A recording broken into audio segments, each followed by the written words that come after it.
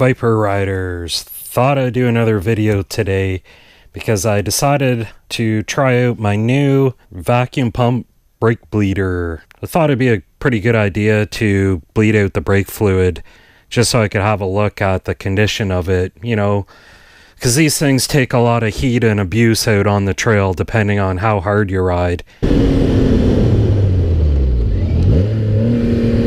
And now that I've got a few miles on the machine, I just wanted to make sure the brake fluid was in good shape. It wasn't feeling spongy at all, but I just wanted to bleed out some of the brake fluid and get some fresh stuff in there and have a look and see how it is.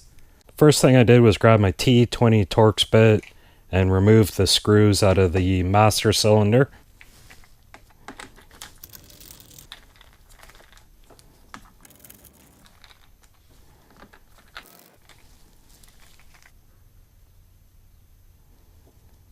Now through this whole procedure, I was very careful to make sure that the brake fluid in the master cylinder never dropped down below far enough that it would suck in air. So it calls for .4 brake fluid, and that's stamped right on the master cylinder cap. The next thing I did was remove the side cover so I could get access to the bleed screw down here on the caliper. Then I got an 8mm deep socket and just broke it loose, but not all the way. So the kit with this pump came with some adapters to fit onto the fittings, but I found that the hose sealed better than the fittings.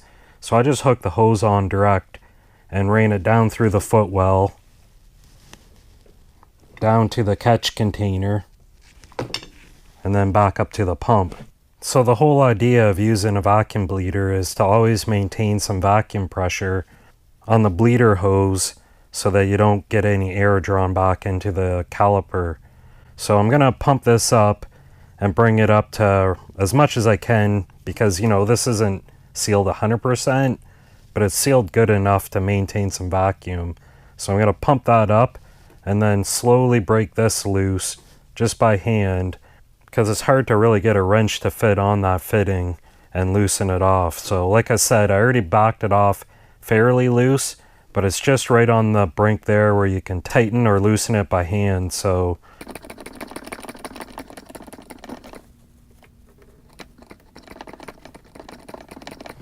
and then I'm gonna keep pumping this vacuum bleeder while I open up that valve, just so I don't lose vacuum pressure on it. And like I said, you gotta keep an eye on the master cylinder to make sure you're not losing too much fluid out of that.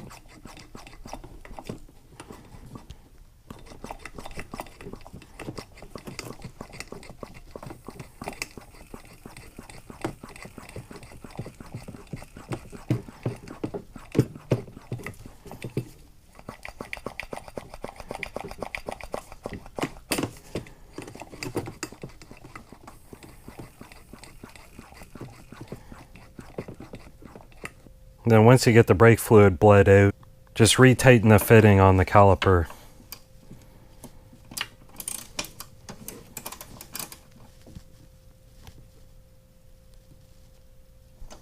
Make sure the brake lever feels nice and firm. And it does. And also make sure your master cylinder is filled back up before you put the cap back on. So here you can see the color difference between the old brake fluid and the new brake fluid that's in the system now. So it was a little bit discolored. I don't really know if it really needed to be done. I just want to try out this vacuum bleeder and have a look at the brake fluid color.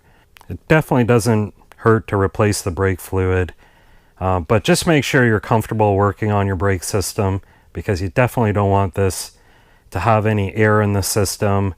And if you do work on it, make sure that the brake lever is nice and firm, rock hard, just the way it's supposed to be. If it's not, then you still have air in the system. Don't ride your snowmobile. Make sure you get that air out. And if you're not comfortable working on it, don't do it at all. Like I said, I just wanted to have a look at my brake fluid, and I didn't think it was going to hurt to change it. And it's a little bit discolored. It probably really didn't need to be done, but I was just kind of bored and wanted to do something on my snowmobile today. So there you go, guys. I hope you liked that video. If you liked the video, like the video. Let me know if there's any other videos you guys want to see on these snowmobiles, any maintenance procedures or repairs. I'll try and get them done. I've got a bunch of them up on my channel. Make sure you check those out.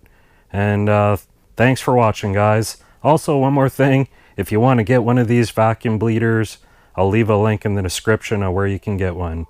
Biker Mike out.